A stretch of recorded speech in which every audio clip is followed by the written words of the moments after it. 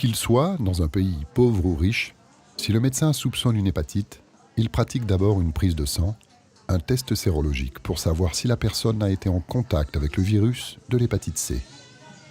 Si le résultat est positif, un deuxième test est impératif pour savoir si le patient a du virus actif. Si le test est encore positif, le patient souffre d'une hépatite C active.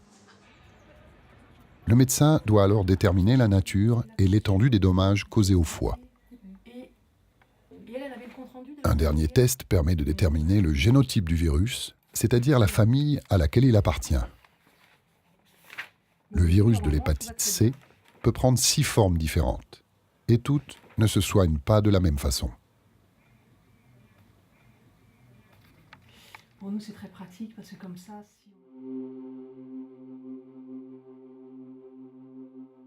Le traitement de l'hépatite C était à base de PEG interféron, qui est donc un traitement injectable, donc assez contraignant, une injection toutes les semaines, de durée assez longue. Ça variait en fonction du génotype de 6 mois à 12 mois de traitement. Et en plus de ça, quand même assez mal toléré, et en tout cas qui nécessitait un suivi vraiment rapproché du patient. Et en plus de ça, ces traitements étaient assez peu efficaces. On pouvait n'avoir que 50% d'éradication du virus.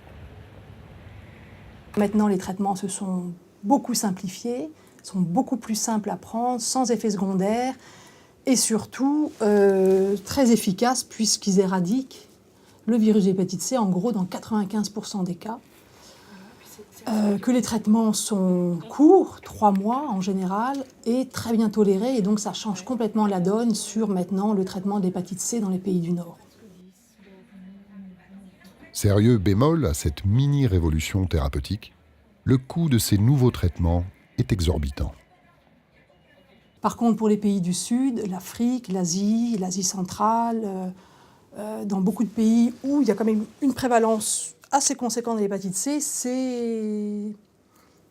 c'est quasiment pas possible de s'offrir ces traitements.